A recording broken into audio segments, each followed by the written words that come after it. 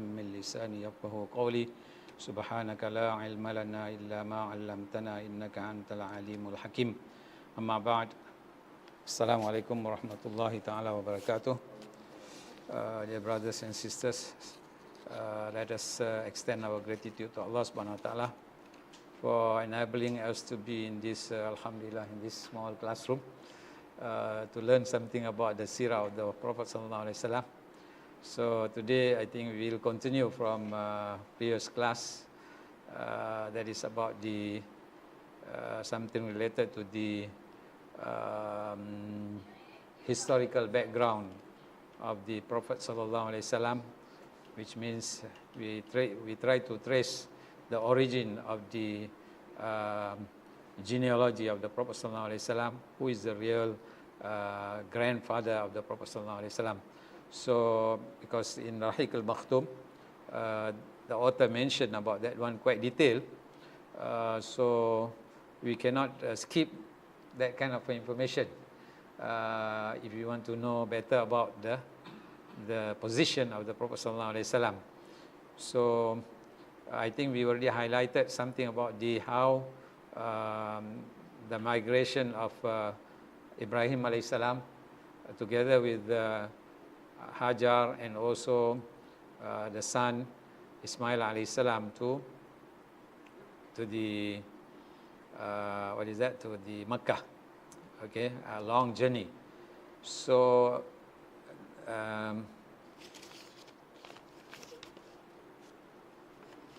let me begin with that slide first.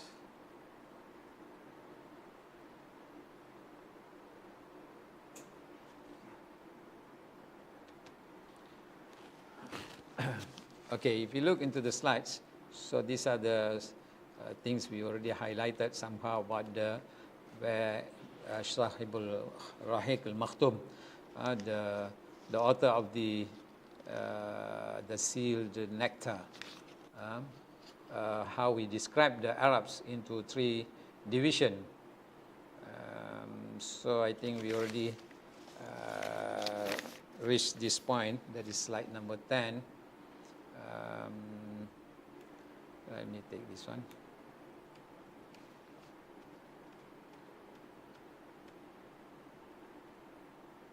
Okay, so I think we stopped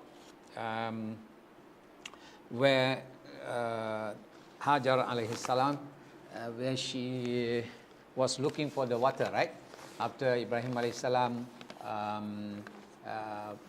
placed Hajar and also Ismail alayhi salam in a barren land, that there is nothing in his in that land. So, and the issue of the how Hajar alayhi salam running from Safa and Marwa for 7 times until she found the water, and that have been actually have been mentioned in the hadith of the Bukhari. And this author, the author of Rahiq al-Makhtum, he's why he obtained the the award, the first award, because he is really precise and concise, and he makes sure all the narration or report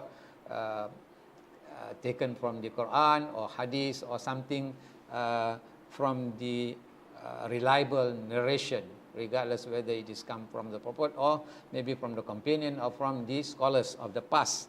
So that is the unique of this book, that is the Rahiq al-Makhtum. Compared to other historical works, are not like that, you know, because normally the work of the historian less authenticated materials, which means most of the time they want to make the story nice, so sometimes they take information, maybe sometimes they imagine also some information to make the story nice.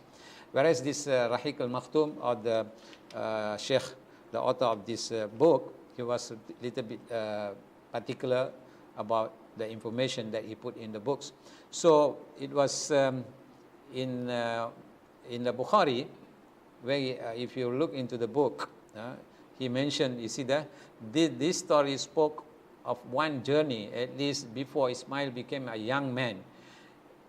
Al-Bukhari, on the authorship of Ibn Abbas, on the authority of the Ibn Abbas, reported the other 3 journeys. So it shows that Ibrahim alayhi salam came to Mecca 4 times after he left Hajar, and also Ismail alayhi salam, he left, and then he visited him for 3 times. And this narration, or this information mentioned in the Bukhari, you know.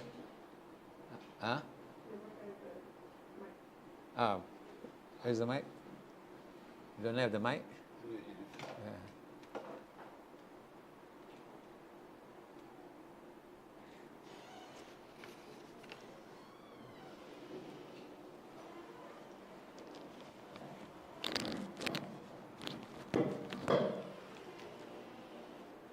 Okay, if we look the narration in the Bukhari, it seems to be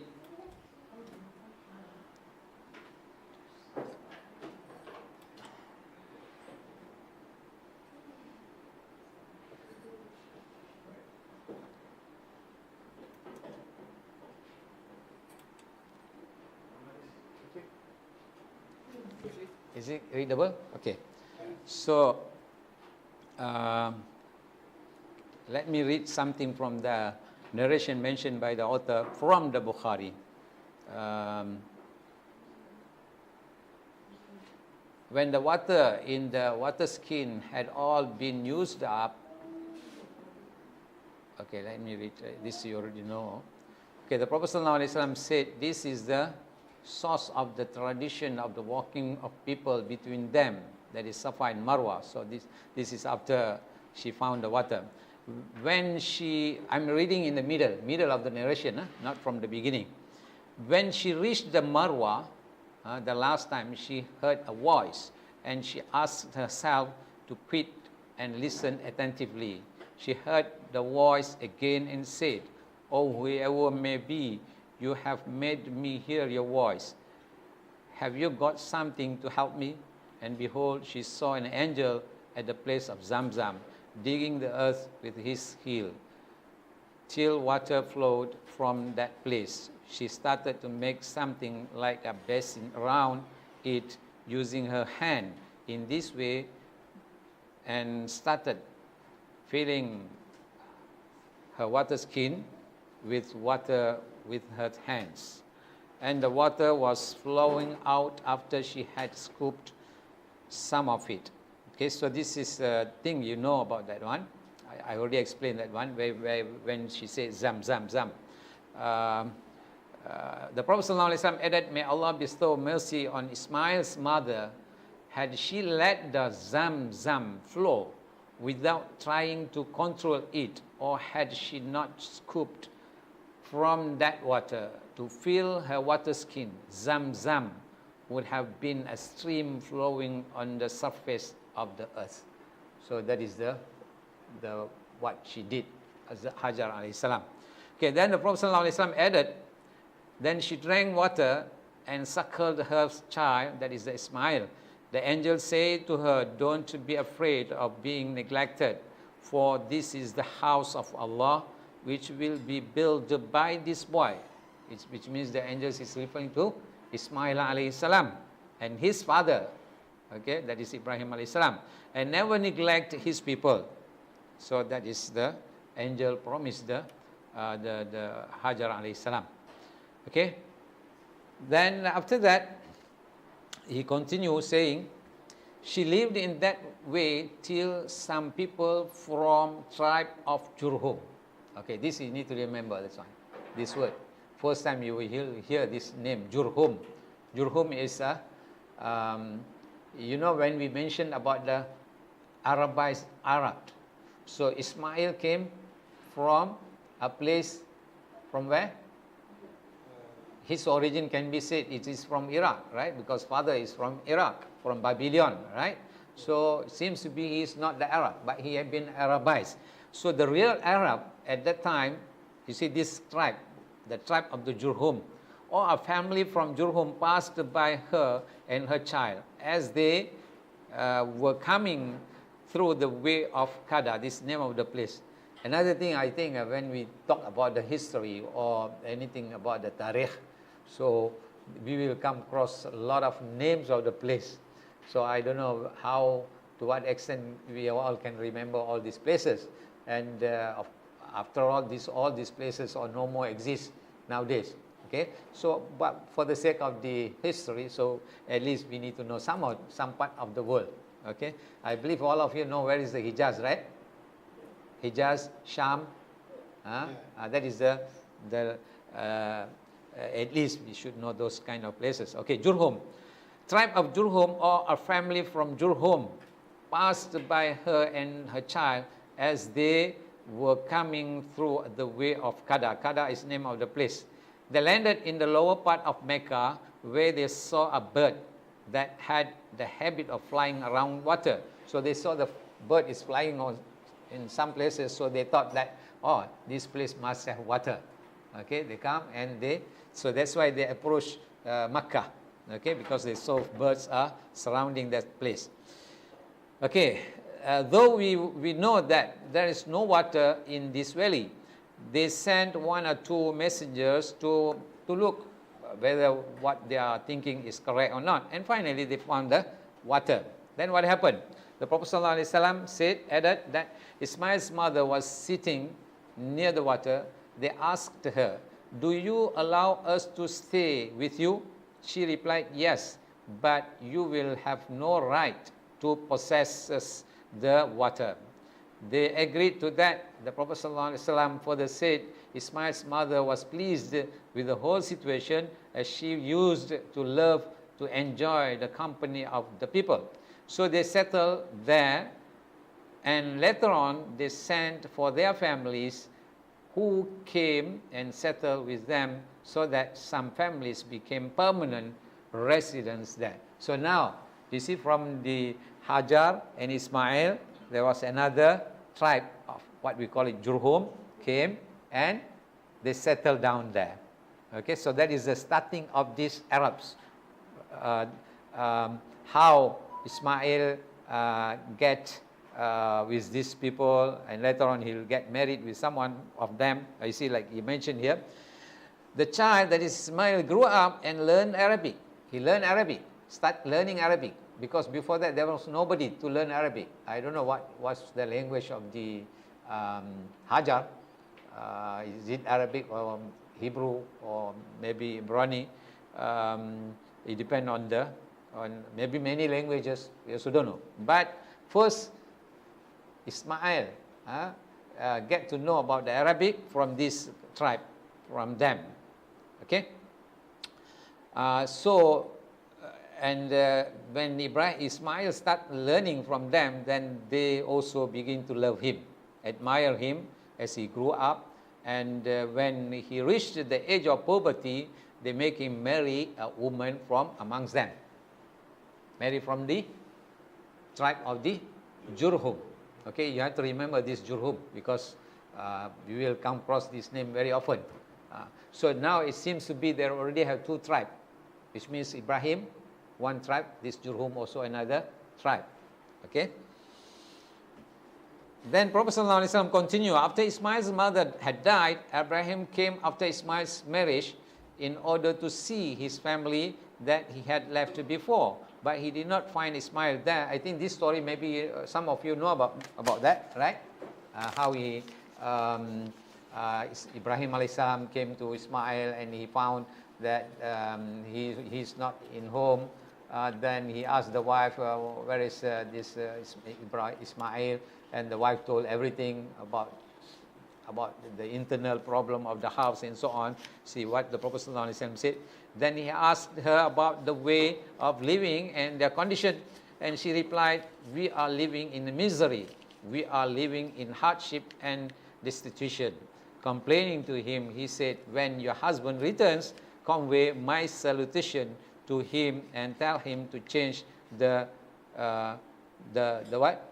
threshold of the gate," which means the frame of the door. Okay, so that is a sign of that. Maybe in the past they know words of the wisdoms, right? So when Ismail came to the house, then the wife told everything what happened to her during his absence.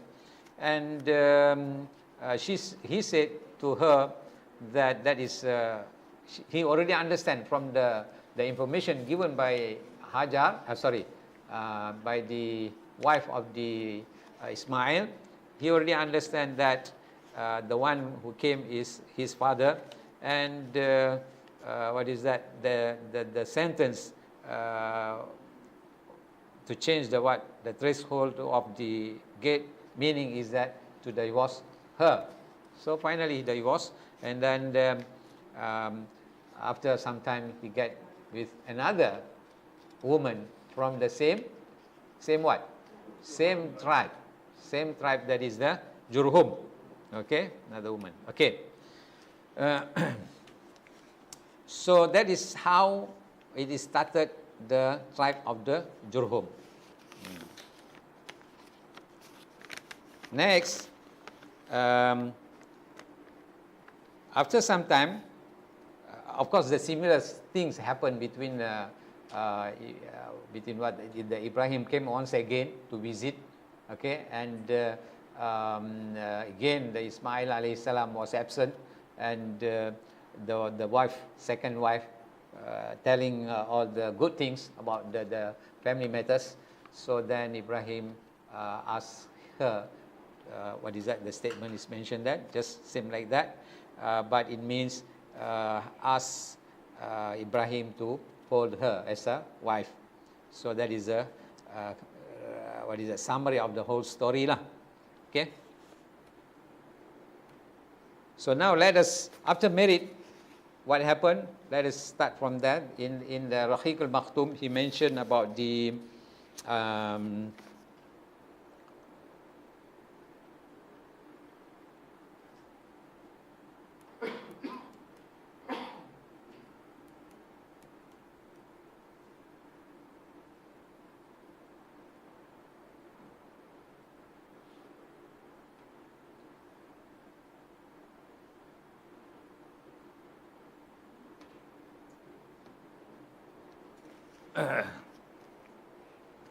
okay, now let us look the next slides, that is regarding the children of Ismail.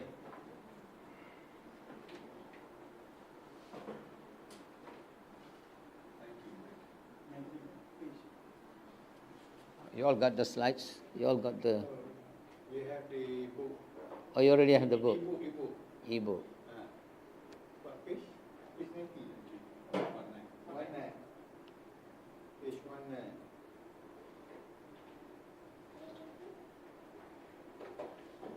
Okay.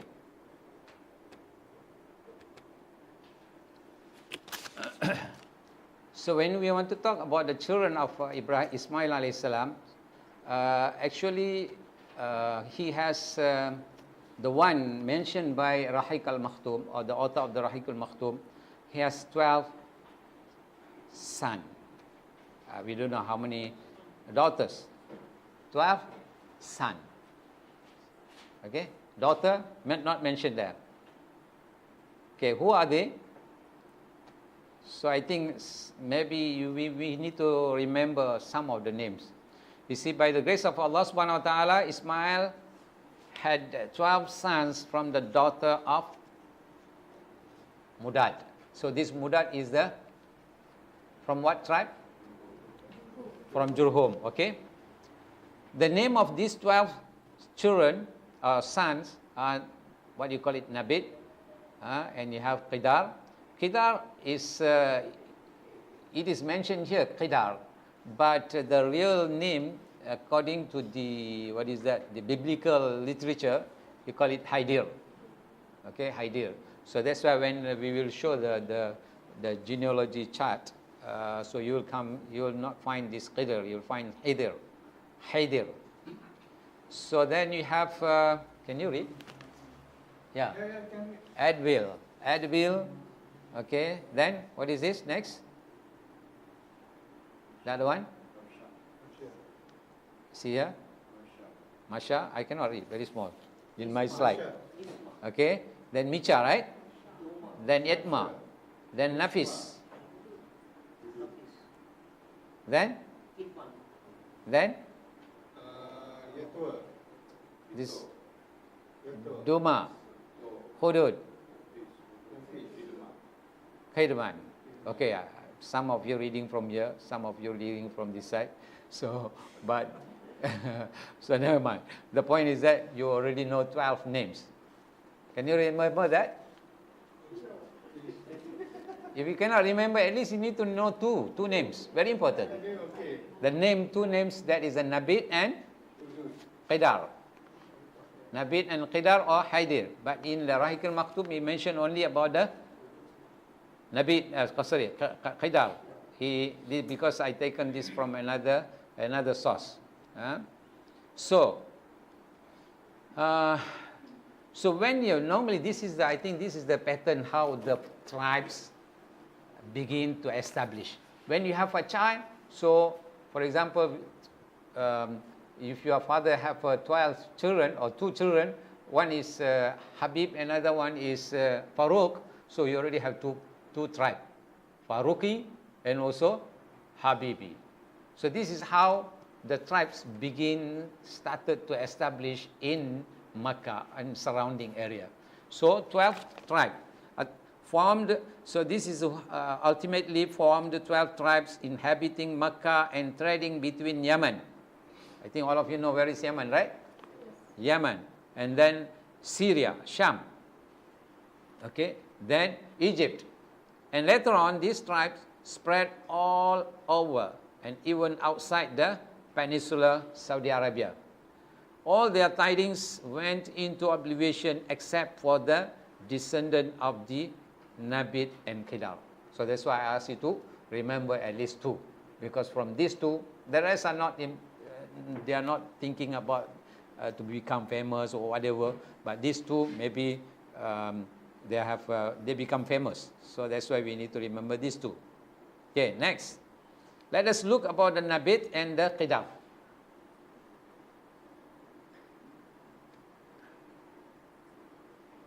The Nabit or Nabit, how you pronounce it up to you, because after all it's not our tongue, right? Nabit or Nabit. So the Nabatian, okay, the tribe of the Nabit we call Nabatians, established a flourishing civilization in the north of Hijaz. North of Hijaz means where? Near to, you all want to know Petra? Petra. Jordan. Yeah, near the Jordan. So they use the Petra as their capital. So it means how they went there, of course it takes some time, right? Not immediately after the Nabatian, because we will come to the discussion on the rulership in Hijaz, and then you will know how they have been, some of them migrated by themselves, some of them have pushed out by some of the ruling power. Some of we will discuss later after this, inshallah. So they set up their civilization in north of Hijaz.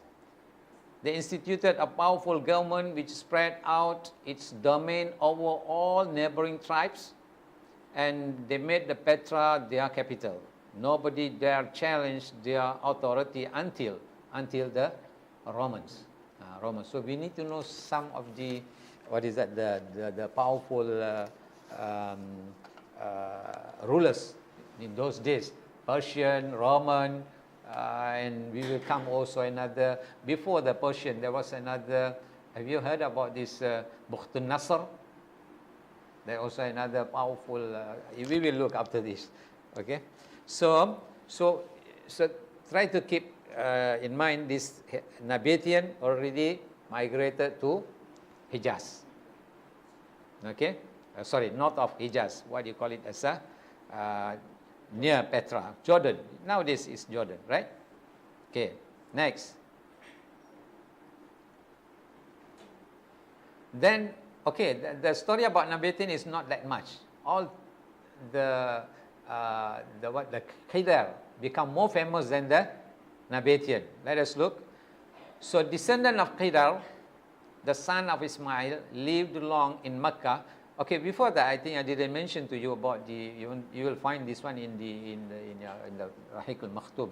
How long Ismail lived in Mecca? 133 years. 133 years, okay? Long time? No, compared to their nation is very short. They were living for 300 years, 400 years. Compared to us, yes, seems to be long, right? Okay, compared to... Okay, next. Lived long in Makkah, increasing in number, and issued, and from this qidar, they issued, it means there was grandchildren, what we call them as a Adnan. From here, the Adnanite came, okay? And son of Ma'ad. Can you remember Adnan, Ma'ad? And to whom Adnanian Arabs traced back their ancestry. Adnan is the 21st grandfather in the series of the prophetic ancestry. So, briefly what I can say, from Prophet Muhammad sallallahu alaihi wasallam to this Adnan, Adnan is considered 21st grandfather, which means between him to that they have how many? 21. From Adnan to Ismail alayhi salam, they have 40. 40 grandfather. So altogether become 61. So it means already a long time. How many years do you think? So let's see, each one of them is lived for about 200 years. So 61 times 2, how many years already? Average is 200 years. So 60.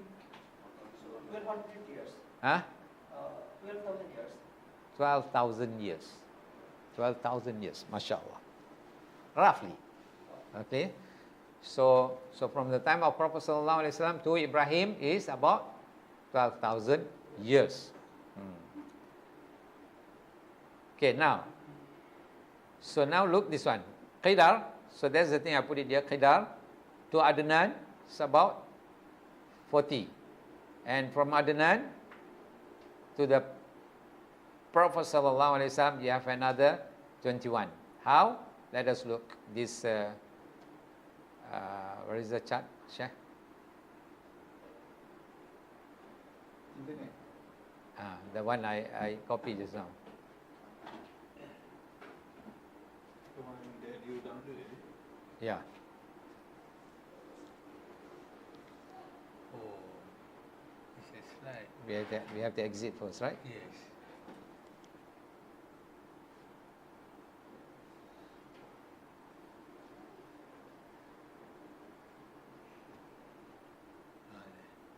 Not this one.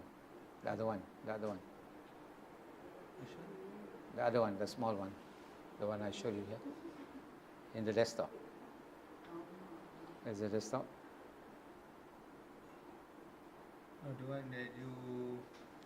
The one you said not Oh, clear. download. The download. Where is the desktop? Yep, go to the desktop.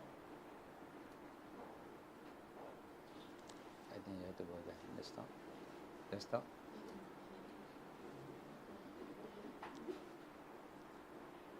Download is here. The one I don't know just now.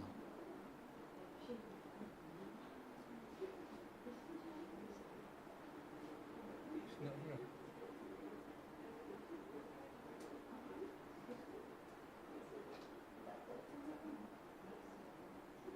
It's not here. Okay, can we get it back from the internet? Internet. Yeah. There, this one. Is that?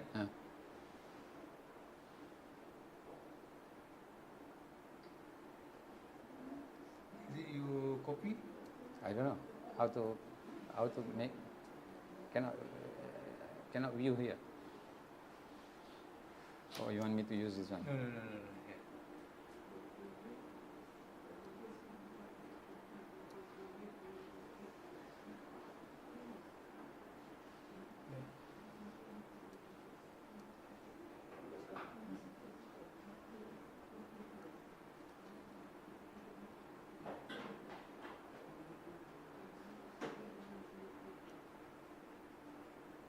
Like that? Can you all see that chart? It's important to see that one because the rest of the thing we will look there. But if you have your own mobile, you can check there. Okay, let me read it here. You see, it start from, why is this coming? This one.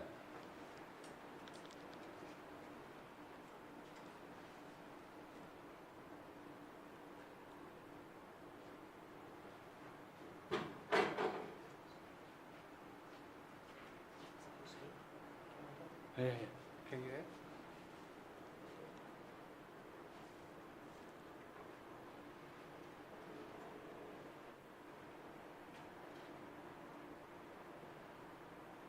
Yeah, this is good. MashaAllah.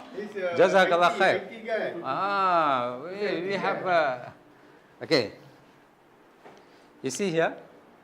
Okay, I don't need to use this one. Where is that? Okay, you see Ibrahim's here, right? You can drag it. Yeah.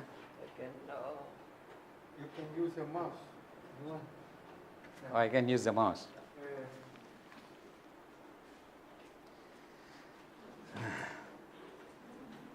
Okay, just look here, Ibrahim. After Ibrahim, Ismail, right?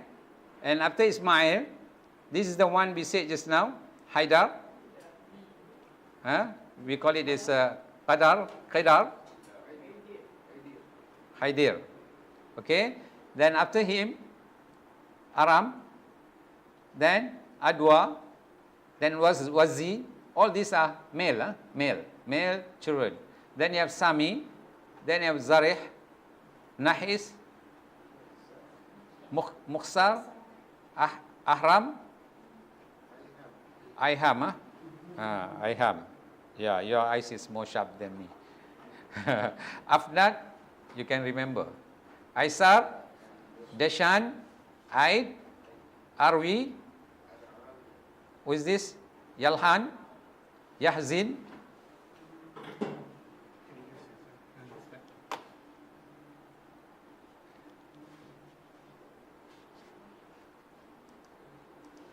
MashaAllah.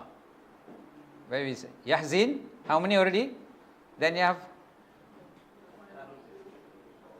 Yahrabi, Sanbir, Hamdan, Adda, Ubaid, Abqar, Aid, Mahi, Nahshish. Then you come here. Jahin, Tabikh, Yadlaf, Bidas, Haza, Nashid. Then you come Awam, Obay, Qamwal, Baz, Auz, Salaman. Then Homaisi, Aj. Then you see here this name Adnan. So this how many father here? 41, right? So this is the one I said just now, 41 to reach the Ibrahim alayhi salam. Then from Adnan to the Prophet sallallahu alayhi salam, we have 21. Ma'ad, Nizar. This is a Ma'ad I asked you to remember just now. Nizar. All this name is very important. Ma'ad, Nizar, Mudar. Then Ilyas. Then what? Mudrikah, Khuzaiman, Kinana. This Kinana is very important. Okay, very important person. And then you have a Nadir. Then you have Malik. Then go up. Fahar, Ghalib. Then you have Lu'ay. Then you have Ka'ab. These names are very famous. This Ka'ab and Murrah. Then you have Kilab. Then you go up, you have Qusay. Then you have Abdul Manaf. Then you have Hashim. Then you have what? Abdul Muttalib. Then you have, finally you have Abdullah. Then you have Muhammad sallallahu alayhi wasallam. MashaAllah. How many of the names you need to remember? at least these names. I'm going to say this one, Qusay, starting from Qusay, Abdul Manaf, Abdul Hashim, and Abdul Muttalib. This Abdul Muttalib is actually not, his name is Abdul Muttalib. You know about that? There was another person called Muttalib, and this Abdul is another person. His name, this is according to a research also, what you call it as a Shaiba. Shaiba. Okay? So then you have Abdullah. Okay, this name you have to remember. Then you have to remember Ka'ab, Murrah, Kilab, Kinana, and this Adnan. At least, so that, because all these names we will mention several times. Okay. Okay. Now let us go to the next slides.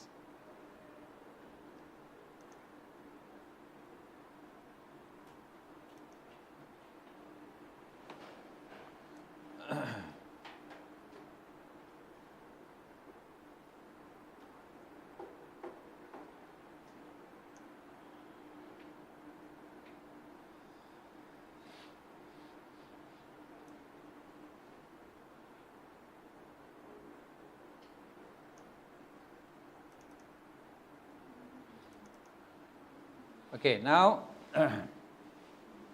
there's 12 sons which have been mentioned just now. Here. Right.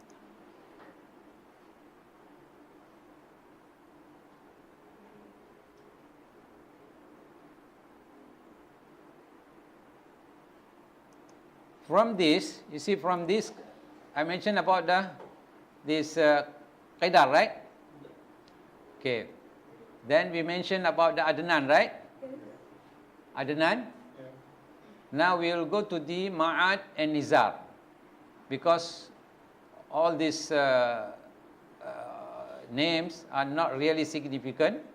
After about 40 generation, we come to the 42nd or 43rd, where Adnan have a son called Ma'ad, and this son have a son, another son called Nizar. So that is, we will explain here. Nizar and Ma'ad's only son had 4 sons.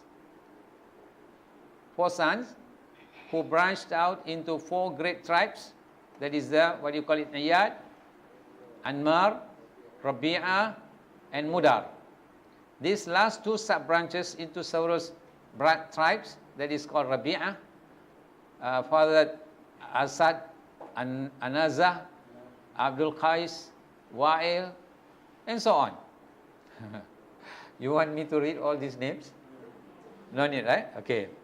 Let us go move a little bit faster, because all these names are, but all these tribes are very important, these names, because they are reflecting the name of the tribes. Okay. Then Mudar, the Mudar which we mentioned, tribes branch out into 2 great divisions until it come to the one we said just now, Kinana bin. You see the Kinana. Why I said this Kinana is very important. Kinana bin Khuzaimah, of whom came Quraysh. The Quraysh tribe which they have during the time of the Prophet ﷺ came from one of the son of the Kinana. Okay, Kinana, the descendant of Fahr ibn Malik ibn Nadr ibn Kinana. Okay, so now you already know where the Quraysh come from.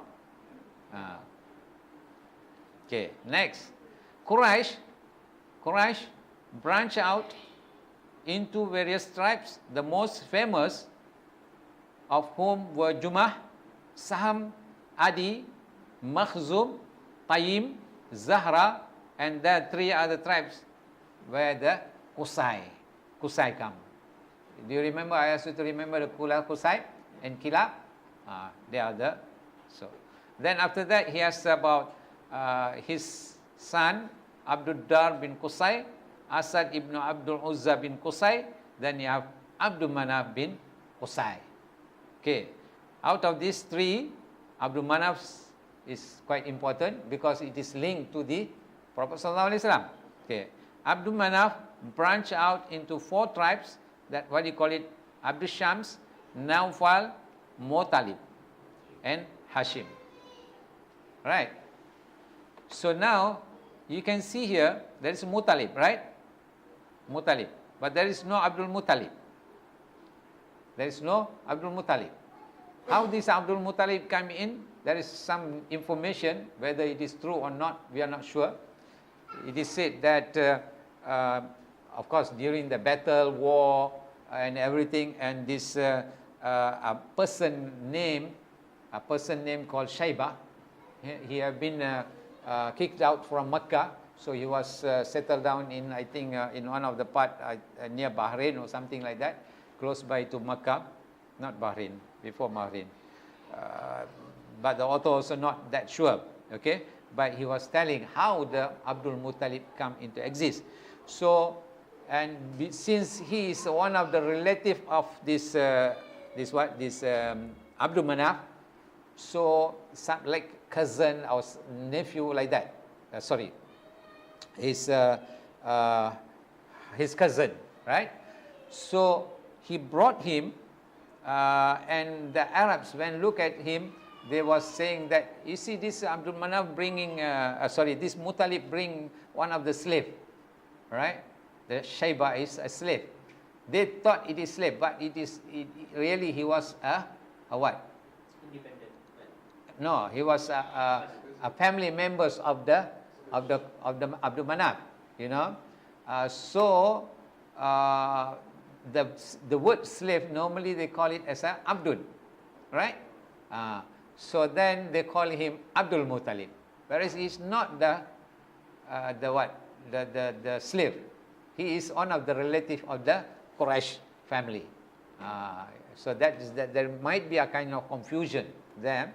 So that's why he is named as, because that Shaybah, we will mention about him because he is the one who is holding the key of the what? The Kaaba. So we will mention that one. So that's why I need to just briefly introduce about this Shaybah. Okay. So that is briefly about the Prophet Sallallahu Alaihi Wasallam's genealogy or the lineage of the Prophet Sallallahu Alaihi Wasallam until Hashim. So the Abdul Muttalib is his name is Shaybah. Yeah. Okay. The real name. But most of the history didn't highlight that one. This also not even Rahik al-Makhtum didn't mention about that one. I was reading some of the books, so I come across, oh, mashallah, so that is the interesting point. But to what extent that is true, wallahu alam. All the information about the history is, we don't know, right? So Rahik al-Makhtum mostly focus on the authentic references. Yes. That's why I was telling just now. For that why it is, they ignore it? That I don't know. So that's why I'm saying the information I got cited from another source may be true, maybe not. But that is the view of the author, the other author. Since Rahik al-Makhtum didn't mention, so it might be not that true. Okay, so can be lah. We don't know. Okay, so that's why when I mentioned about the historical information, we have to really little bit careful. So Rahik al-Makhtum is, mashallah, because he is always citing from the Quranic verses and also from the hadith of the Prophet Sallallahu Alaihi Wasallam, which if we cited from Bukhari and Muslim, it's okay. But if cited from other sources, maybe we need to recheck the authenticity of that type of report. Okay, now, so why we need to know all this genealogy? Why? What's matter? Why? Can you give your answer or give your view? Why we need to mention all these names? For what reason? Because Arabs are most strict on their genealogy, and also the prophetic genealogy is important for the Abrahamic religion, because the Jews and Christians propagate against the genealogy, and they try to prove that Prophet Muhammad ﷺ is not the authentic. Not from the Ismail. From the Ismail. Yeah, there are some views said like that, right? From the Orientalists and also some other researchers. But for us, it's very important because Prophet ﷺ particularly mentioned about that one, about his genealogies. You can see this from this narration. This is from, what is that from, where I take it from? This is from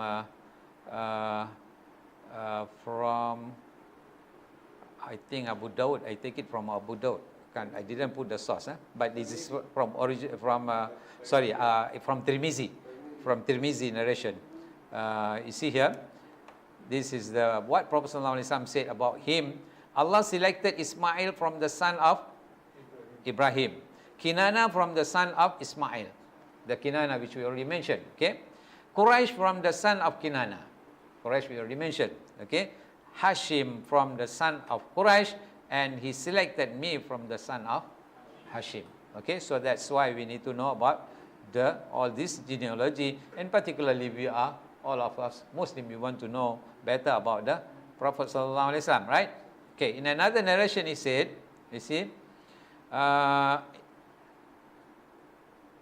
created mankind and chose me from the best whereof he chose the tribes, and selected me from the best whereof, and he chose families, and selected me from the best whereof I am the very best in person and family. So he himself, what is that, saying about him that he is among the best of the all human being. And yes, Prophet sallallahu alaihi wasallam, genealogy is from the father. from the father. The paternal side. Yeah. Is it true the Jews follow their genealogy from the mother, from the maternal side? Jew, Jews. yeah, Is it true? yeah. I mean, you mean their genealogy or the genealogy in general? Yeah, they follow from the mother side. Mother, which means they will name it the mother's name. Yeah, mother side. How? Mother. Yeah, mother side. How? Example. How they want to put an example? What I I- understand from Jew is that you are not a true blue Jew if your mother is not a Jew. That's what I understand about them. How? Once again. A true blue Jew, is someone has a Jewish mother. Jewish mother. Yeah. If Oh. your mother is not Jewish, you're not a true blue Jew. That's Oh. what I understand about them. I don't know about that. But how you want to bin it? For example, let's see Ahmad bin Qasim. Ahmad bin what? Fatima. Example, example. Ahmad bin Fatima. And then Fatima. That the maid will still remain as the father, but they will not recognize the child as a true Jew. Oh. Yeah, that's what I understand. No, I You- watched the video Uh-huh. by Ruman Alihan. Uh-huh. So that's why I got that the lineage for the Jews Uh-huh. to the mother side. Or maybe, I don't know. I didn't come across that kind of things. I don't know. I never come across, because when you see the genealogy of the biblical literature, all mention about the male also, fathers. Jacob bin what? Only Isa only from Maryam. Can we check that one? I also don't know. Anyone have any idea? Okay. Let me check and give you correct answer in the next class. Yeah. Yeah? Huh? Yeah, I need to, because this is new for me also. I didn't come across that kind of thing. Okay. Okay, now look here. So, this is the last genealogy, what is the lineage of the Prophet sallallahu alaihi wasallam, where we said about the kilab just now, right? You see? Can you see? Kilab. You have kilab. Then you have the. What is this name? This one? Can you read? This one. Kilab. Qusay. Okay. After Qusay, Abdul Manaf. Then Hashim. Then here you have Abdul Muttalib, right? So this is actually the name is Sheba. Okay. Then after that you have Abdul Muttalib. Then you have Abdullah. This is the father of the Prophet sallallahu alaihi wasallam, right? And finally, we have the Prophet Muhammad sallallahu alaihi wasallam. And you can see here from this side, you have Khadijah, almost from the same what? Same grandfather. That is the Qusay. Qusay there. Qusay, then you have Abdul Uzza, and so on until you have the Khadijah there. Okay, now let us to move another slide. So later on, you see how they are shifting to another part of the world. Huh? Having increased in number, children of Adnan in pursuit of pastures and water spread out over various parts of Arabia. The tribe of Abdul Qais, together with some tribes of Bakar and Wa'il, Tamim, migrated to Bahrain. You know Bahrain? Where is the Bahrain? Huh? No Bahrain? Not the Bahrain which we know now. That is different Bahrain. Oh. It is close to that Bahrain, the present Bahrain, but it is not exactly the present one. Okay, Bahrain. Then Banu Hanifa, Ibn Sa'ab bin Ali bin Bakr went to settle in Hijr. This is another name of the place. I think many of the place when you search Google in the maps, you will not find. If you can find, mashallah, you can know the distance.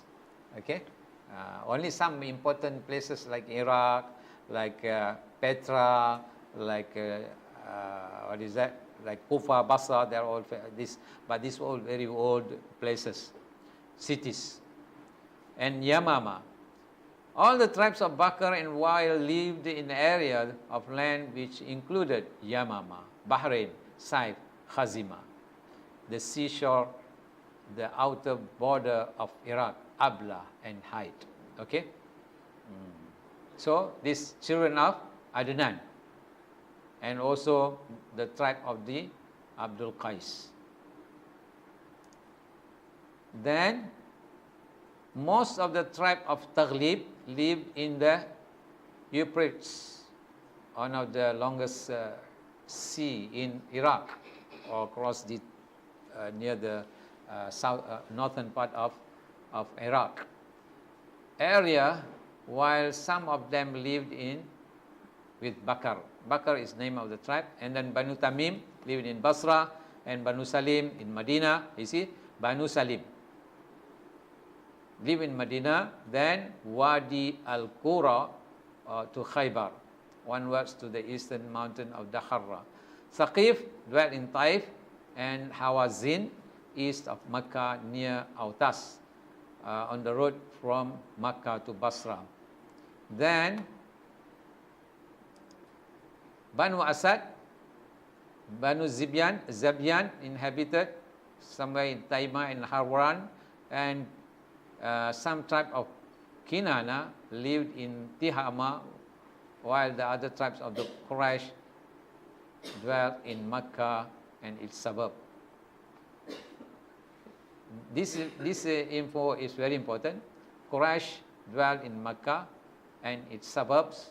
Quraysh remained completely disunited until, take this note, very important.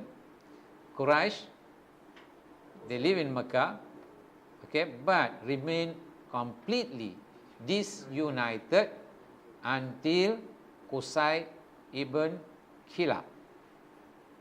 So the main name I mentioned just now, Qusay, is very important because he able to do a kind of reformation in their tribes. Okay, try to unite, establish many things, which we will learn something when we come to that part. Okay, Qusay ibn Kilab managed to rally their ranks and on honorable terms, attaching major prominence to their status and importance. Okay, so why we mention all these tribes? Because all these tribes, when come to the Prophet ﷺ time, is we will mention all these kind of things. So at least we already have some idea. Who is this Bakar? Who is this Quraysh? Who is this what is that? Asad, Taima, Tamim. Right. So no need to memorize. Just try to what? Try to put in your mind all these tribes, mashallah, how they are managed to live for about. When you put in your mind, then you're memorizing it. Yeah, somehow, but just not memorized really. Oh, I come across Jurhum. Who is Jurhum? Can I ask that question? Who is Jurhum? Tribe. Huh?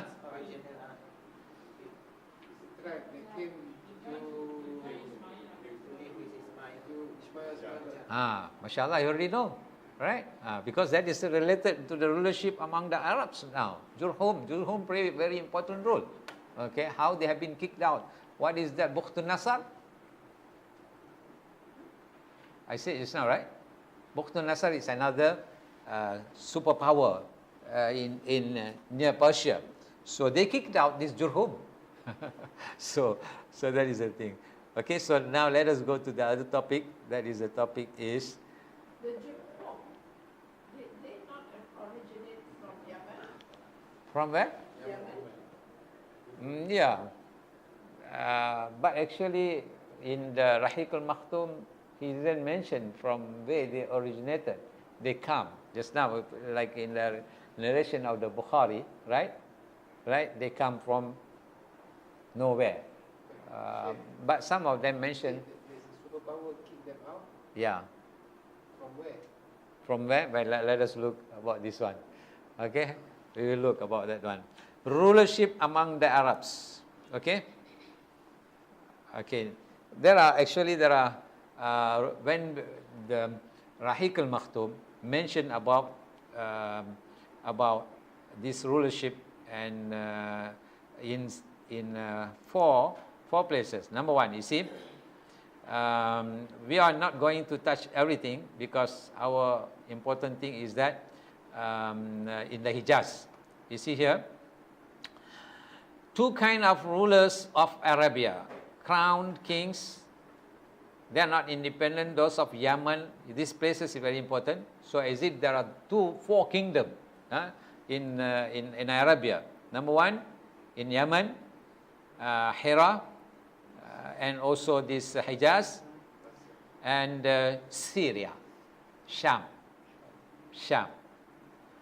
Okay, so this Yemen, I will not touch on that one. We will come later, but let me try because this is very important to know, but not at this stage. Let us look about this, not in Yemen also, and this Yemen also, and then you have Hira, then you have Syria, okay, then you have this what? Hijaz. So this is the Hijaz. We start with the story of Ismail, because it is close to the what we discussed just now about the Ismail and all the tribes. Okay. Now look, Ismail sallallahu alaihi wasallam administered authority over Mecca as well as custodianship of holy Kaaba throughout his lifetime. How many years? 133 years. Okay. Then we mentioned about the two of his son. Who is that? Nabid and Qaidar succeeded him after his death. Okay. Later on, you see here is the Jurhum's power coming in. Okay. Later on, their maternal grandfather. Maternal of whom?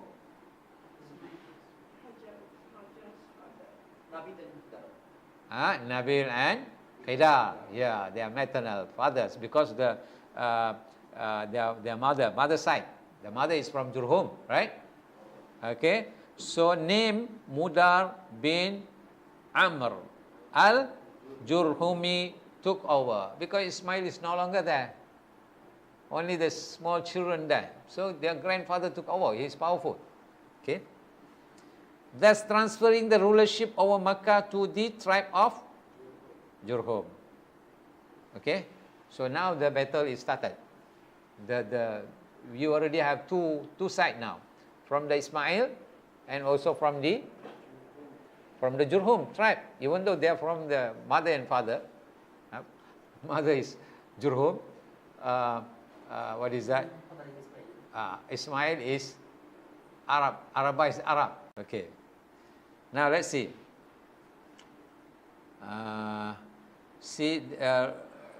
Transferring rulership over Makkah to the tribe of Jurhum, preserving a vulnerable position, though very little authority for Ismail's son, due to their father's exploits in building the holy sanctuary. They respect.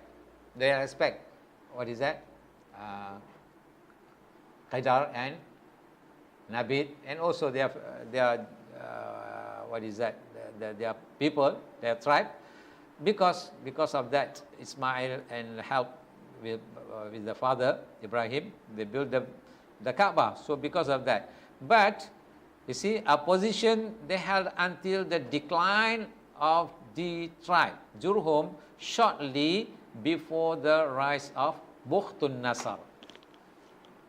Okay, so first this Qaidar and what is that? Nabid, and then after that it take over by the Jurhum tribe, and then after some time this Bukhtun Nasar come in,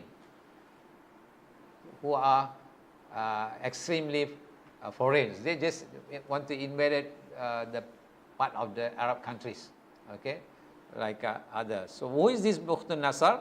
Let us look. Of course, in the book mentioned little bit detail about that one. You see.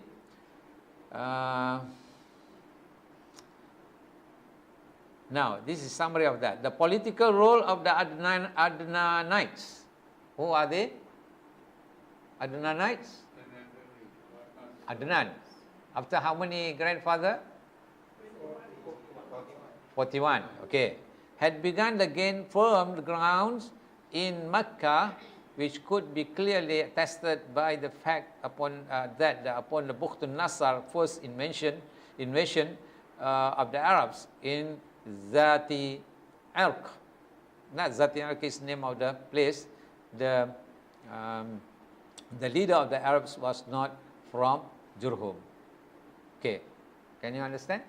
So which means the Jurhum have been kicked out by this whom? Is Bukhtun Nasar. Okay. Upon they have several invasion. Upon the Bukhtun Nasar second invasion in year 587 before Christ, before the birth of Isa alayhi salam. However, the Adnanites were frightened out to Yemen. So Adnanite already have been kicked out to Yemen. So you know where is Yemen about, right? While Burmiya and Nabi, so they fled to Syria because they ran away from the Makkah. With Ma'ad, you remember who is this Ma'ad? From the Adnan, which we mentioned, the son of the Adnan. But when Bukhtun Nasar pressure lessened, Ma'ad returned to Makkah to find none of the tribe of Jurhum. The Jurhum, no more Jurhum there. Jurhum tribe, everyone already fled to many parts of the world, except few, that is Jursham and Jalhama, whose daughter Mauna was given to Ma'ad as a wife, who later had a son by him called Nizar. You came across just now about the name of the Nizar, right? Yeah. Okay. So just remember these names. Okay.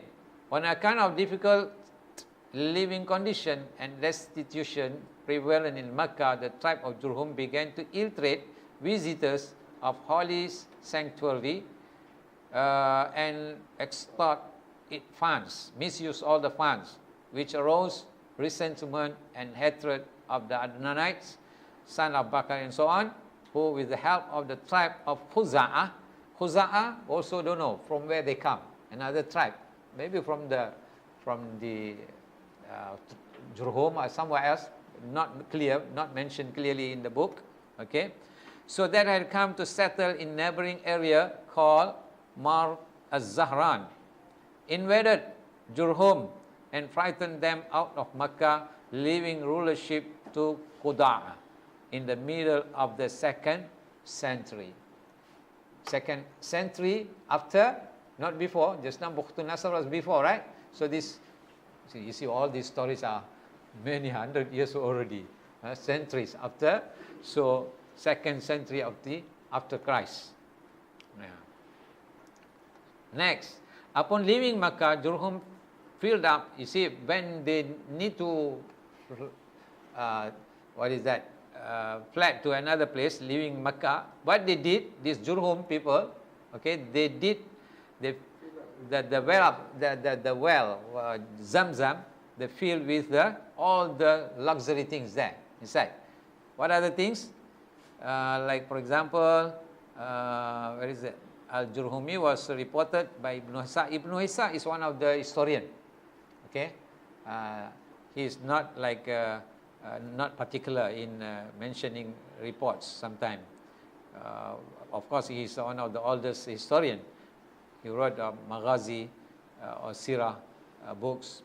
The well-known historian to have buried the 2 gold deer together with the black stone, as well as a lot of jewelry and sword in the Zamzam. So this 2 gold deer is what? Is the idol. Idol made of gold. Put it in the Zamzam well. Okay. So then they escaped to where? To Yemen. To Yemen. Then Ismail's epoch is estimated to have lasted for 20 centuries. Ismail's what is that? The family or the tribes all that attached to the Ismail alayhi salam, they estimated it's about 20 centuries. It means 20 centuries how long? 2000 years. Yeah, 2000 years. So 2000 years, but we mentioned about the 61 grandfathers, which means about the how many? 12,000 years, right? At least. So it means 20 centuries, mashallah. Then, that was before Christ, which means that Jurhum stayed in Makkah for 21 centuries and held rulership there for about 20 centuries. So this because there are reports also saying, from this paragraph, we can understand that Jurhum came before Ismail. But the one we read just now from the Bukhari's version, Bukhari's narration, which I read, is seems to be they come after Ismail alayhi salam. Okay, after Ismail alayhi salam settled in Makkah. So whatever it is, Allah knows the best.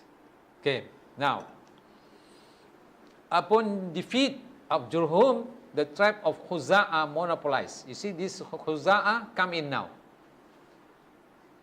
Okay, Jurhum already left Makkah and so on. This Khuza'ah come, monopolized rulership over Makkah.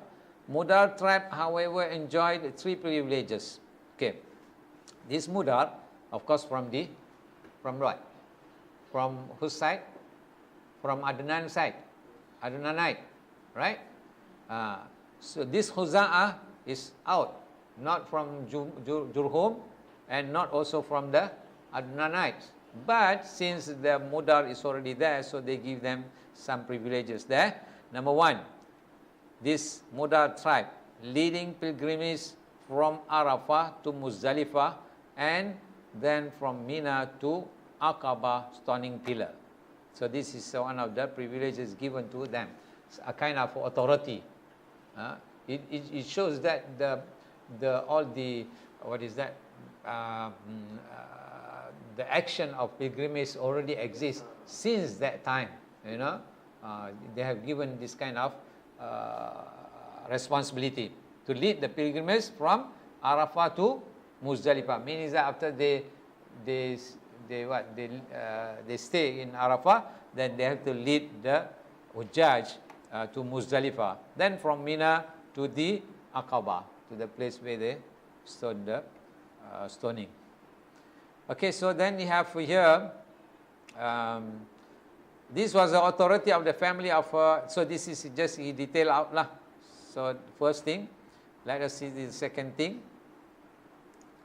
Second, al-ifadah, that is leaving for Mina to Muzdalifah. Leaving from Mina to after Muzdalifah. From Muzdalifah for Mina after Muzdalifah on sacrifice morning. So all this seems to be the practice of Hajj is already exists since that day. And this was the responsibility of the family of Adwan. And the third, deferment of these sacred months. Sacred month, and this was the responsibility of the family of Tamim bin Adi from Bani Kinana. You all get this point? Three things. Deferment, you know the sacred month, 4 months in a year. So it seems to be that they have a kind of changing the date. If you look into the books of tafsir, so we will come across the Arab Jahiliyyah, they have a kind of fixing when the this month starting. They have their own way of modifying the beginning of the month and ending of the month. Okay, Khuza'ah's reign in Mecca lasted for 300 years. So the Khuza'ah, during which the Adnanian spread all over the Najd. This is another part of the Hijaz or Saudi Arabia Peninsula, Najd and the sites of Bahrain and Iraq, while small tribe of Quraysh remained in the sites of Mecca. They were Halul, Harum, and some families of the Kinana. They enjoyed no privilege in Mecca or in the sacred house until the appearance of this Qusay ibn Kilab, whose father is said to have died when he was still a baby, and whose mother was subsequently married to Rabi'ah bin Haram from the tribe of Bani Odra. Rabi'ah took his wife and her baby to his homeland and on the borders of this Syria. So this is how all the things happen. Okay. Then Qusay. Qusay, you remember Qusay? Qusay became a young man. He returned to Makkah. This is returning of the Adnanite. Okay. Was ruled by Halil and Habsha from Khuza'ah, who gave Qusay his daughter, Habba, his wife, after Halil's death. A war between Khuza'ah and Quraysh broke. You see, now begin a war. Continuously they are fighting. Khuza'ah and Quraysh broke out and resulted in Qusay's taking hold of Makkah and the sacred house. Okay, is it okay? Am I going very fast? No, because all these are just giving you a kind of we can say it's a part of the introduction before we enter the SEERAH NABAWIYYAH. Of course, there are a lot of information about this one. So, and I believe, of course, we can't remember all the names. That is definitely, right? Because I also don't know how they can remember all this one. Can you imagine, during those days, there is no kind of documentation of information, right? No documentation of history. So how they recorded this one? I don't know whether they memorize or not. How they can memorize? They are fighting. They have many tribes. This so, you know. So, how to prove whether it is? We got scholars that can memorize the name. Actually, they were always be proud with their genealogy.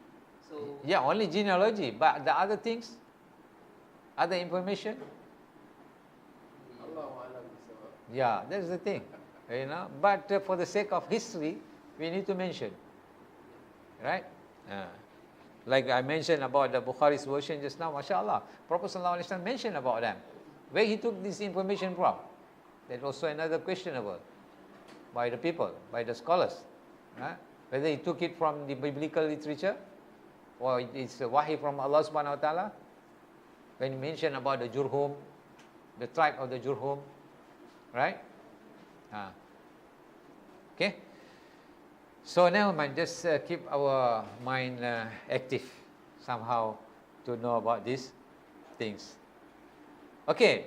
So here in Rahiq al-Makhtum, he mentioned what is the reason the Khuza'a fight with the what? The other, what is that? The Jurhum. What is the reason? Or the Adnanite just now. You see? There are, according to Rahiq al-Makhtum, it seems to be there are three reasons. Maybe one of these three reasons. See here.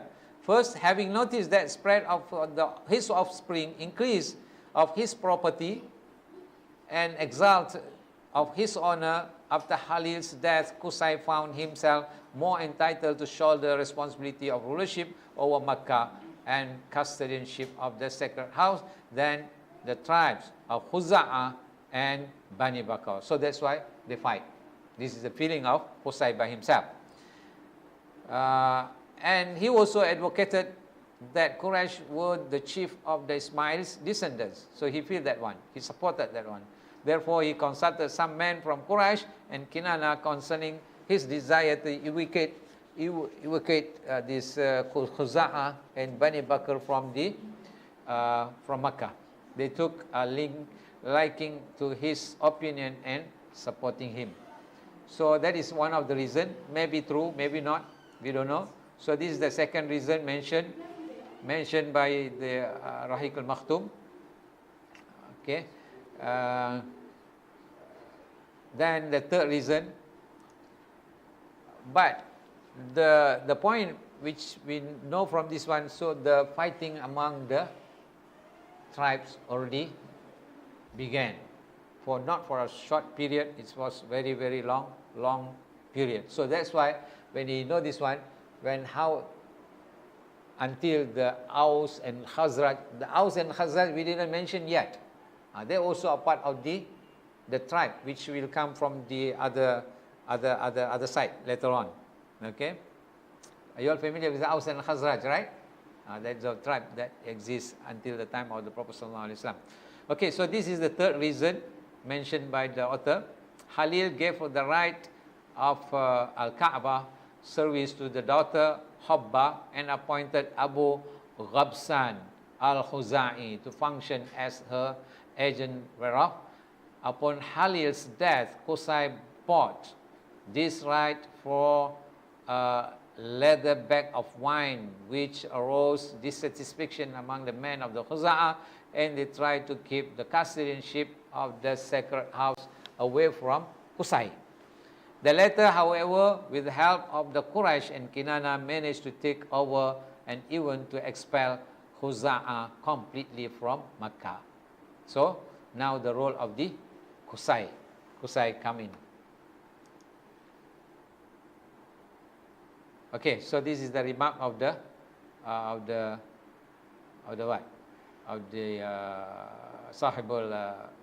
author of the Rahiq al-Makhtum. Whatever the truth might have been, the whole affair resulted in deprivation of Safa of their privileges.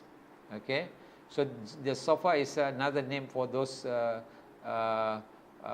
who come from the Qusay's tribe.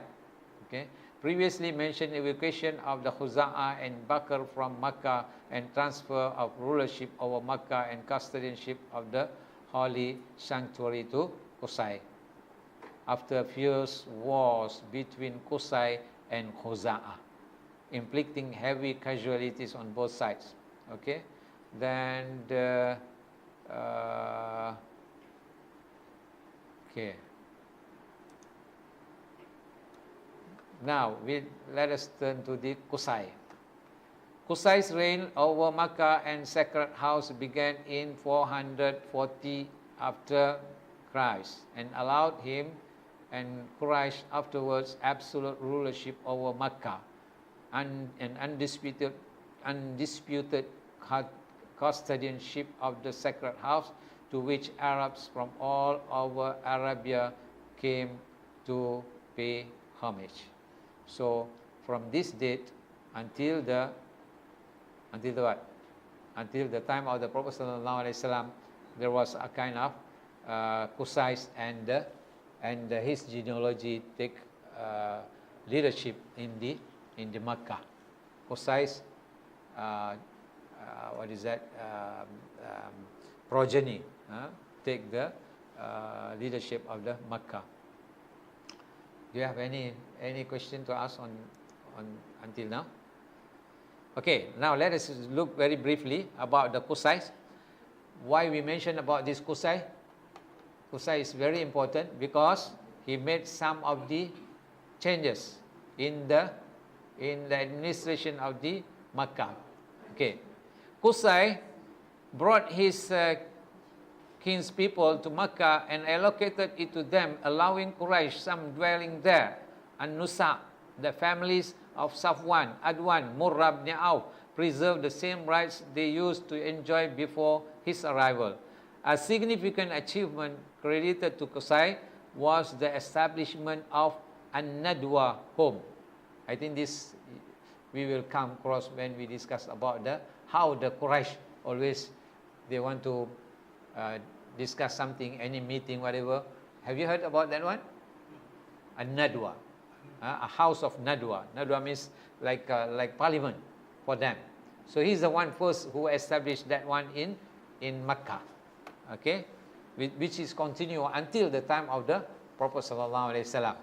Whatever problem raised, they will come to that place. Okay, so an assembly house on the northern side of the Kaaba mosque and to serve as a meeting place for Quraysh. This very house had benefited Quraysh a lot because it secured unity of opinions among them and cordial solution to their problems. Okay, among the things other than this Nadwa, he also established some other things like here, another 5 or 6 more things. Yeah, what do you call it as a? These are written in Arabic. Ri'asatul Darun Nadwa, the leadership of the Dar just now, Darun Nadwa, and okay, all these are Arabic term. This is the English term. Okay, number 1. Qusay, however, enjoyed the following privileges of leadership and honor. Number 1, presiding over the Nadwa house. Second, the what is that? The leadership, the standard. He monopolized in his hand issues relevant to war launching. In Malay, in Arabic, called holding the flag. It's a kind of, another word, you can say this one in modern word, you can say all these are ministry. This ministry, this ministry. Okay, the third ministry is that doorkeeping of the Kaaba, maintaining about the service to the Kaaba. Okay, and they are the only people can open the gate and keeping the key and so on. Okay, number 4, fourth ministry is that providing water. What do you call it in modern term? Water. Yeah, all kind of water. Giving drink. In Arab, no, I mean, what do you call it in present? Menteri apa tu? Menteri. Utilities. Utilities. Utilities. Menteri, yeah, utilities lah. Air. Pilgrimage, giving water to the pilgrim. Shabas. Shabas is not minister. Utilities. Okay. Okay lah. Okay. Then last one is providing pilgrimage food, free food. They have to take care of this one. Okay. All this come after the Qusay. Qusay make all kind of changes. Department or whatever lah you call it. Until now, the things exist. Okay. So these are some of the things about Qusay. Qusay's contribution to the Adnanite. Okay. Now look here. It is not worthy, however, that Qusay singled out Abdul Manaf, a son of his, for honor and prestige, though he was not his elder son. Abdul Addar, and entrusted him with such responsibilities as chairing of An-Nadwa House. What do you call it? Speaker? Speaker, right? Parliament Speaker. Chairman. The standard, the doorkeeping of Al-Kaaba, providing water and food for pilgrims due to the fact that Qusay's deeds were regarded as unquestionable and his orders inviolable.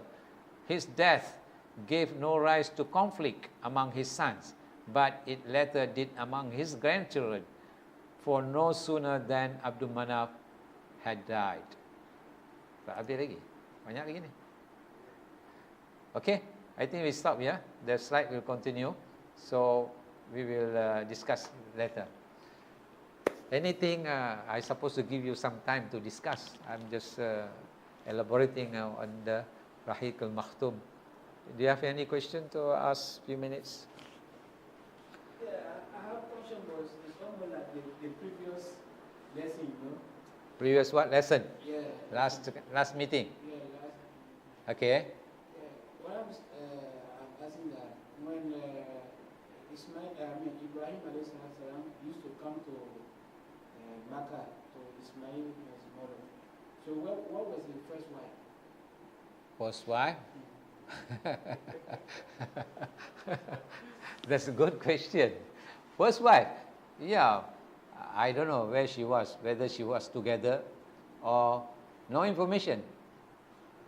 So then, what do you think? Where she was? I think she was in Petra because he left before they were in Petra, and he left Petra to come to Palestine, where they meet the king or the ruler who gave his daughter. That is the mother of Ismail. So from there, they started to go to Mecca. So I'm thinking, where was she when they were going to Mecca? Yeah, that's a good question. Nobody asked about that question. Okay, then my second question would be, where... I think that can be traced from the biblical literature. Let me try to check, because she, after this is also another information. I think Ishaq, the Sarah get birth with Ishaq after about 13 years.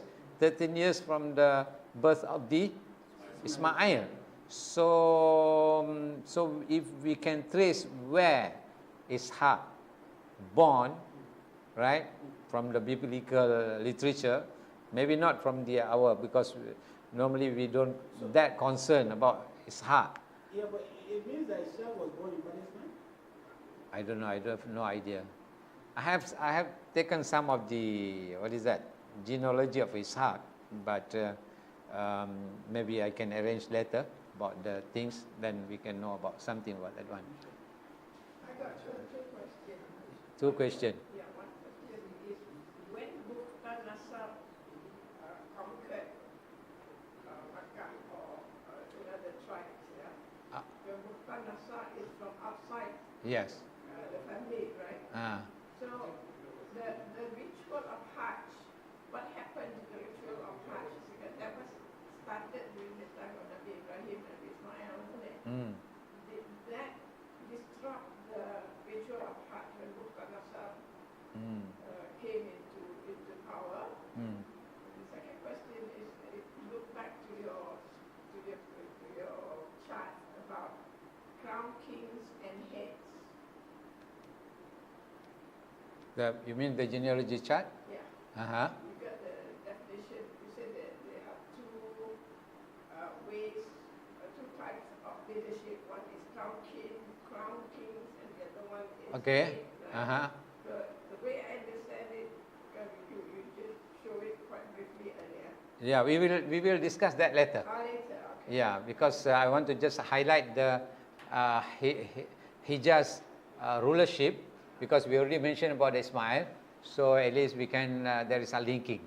Okay, that one we will come in detail a little bit about the all this crown king and that one. That is about the... My question is about the way I understand kings, monarchy system is passed down the generation, what about the heads? The head or also appointed, or how does it work? We don't have information. How? Because to what reference we need to refer to all those kind of information, we don't know. What we focus only what is that the Rahiq al-Makhtoum mentioned. The other thing we don't have info. How to know that? It relates to what's happening today. In the Middle East, there's no democracy. Everything is passed down from the head to, yes. to the son and that kind of thing. Yeah.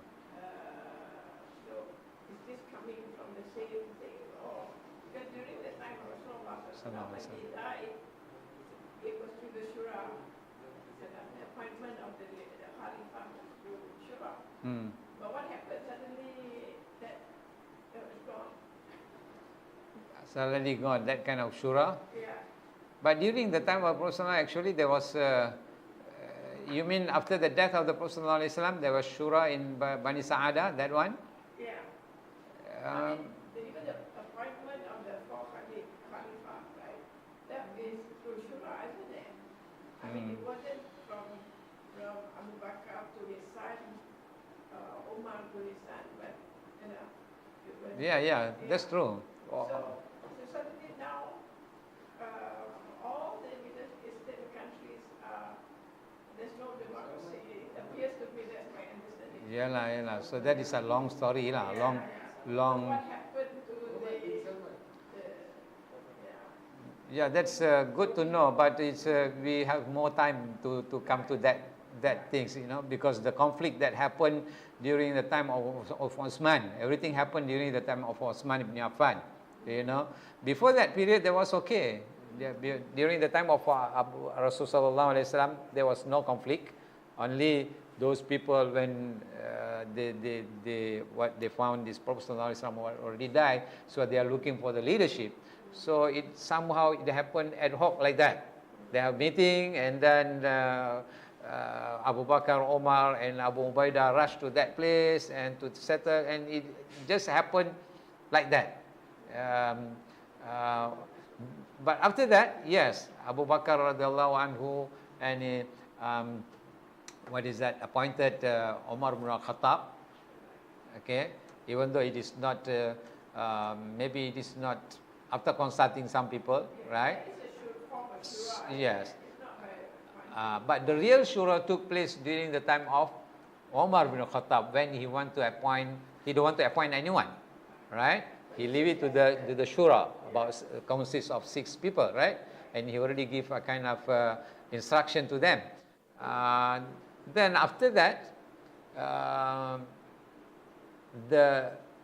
there was no such kind of shura, because the things happened to be not like how to say it? It was not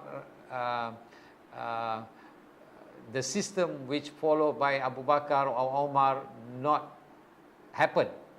Because why?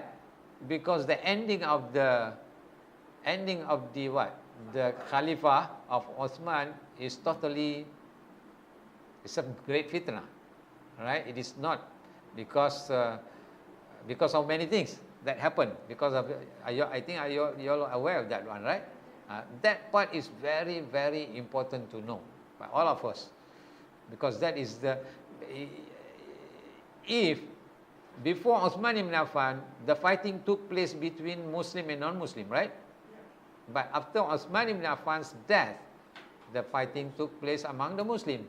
So until today, and that's why scholars consider that is the great fitness, great civil war, and it will continue until the end of the day, Yawm al-Qiyamah. So then, so there was a different system come in, because you already have two parties at that time, Muawiyah and Ali, and then after that it grew to many groups, and then so that is a long history. So all those history will give us a good lesson, right? So, but the other point, what is the first one you said? The first one was The Bukht Nasr. Yeah, Bukht Nasr is about 600 years before Christ, before Christian era. That happened. Yeah, what happened to the, I mean, when they took over? That I don't know. Yeah, what That I happened don't. to the Hajj ritual? So they are the pagans, right? Yes, yes. Yeah. Yeah, we didn't enter to the religious part yet, you know. The religion of this. So that is interesting, quite interesting. How the this what is that, idol worship come in?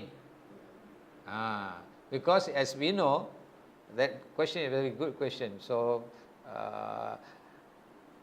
Ibrahim alayhis salam worshipping on God, right?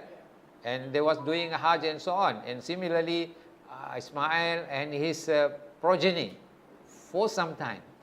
So when this idol worship come in, then we will know later.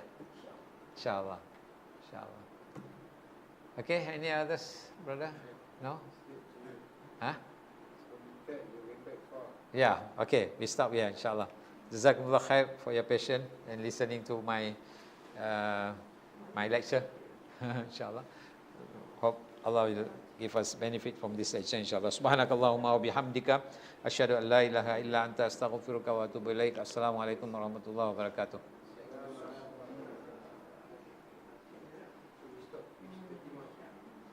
Page what? 31.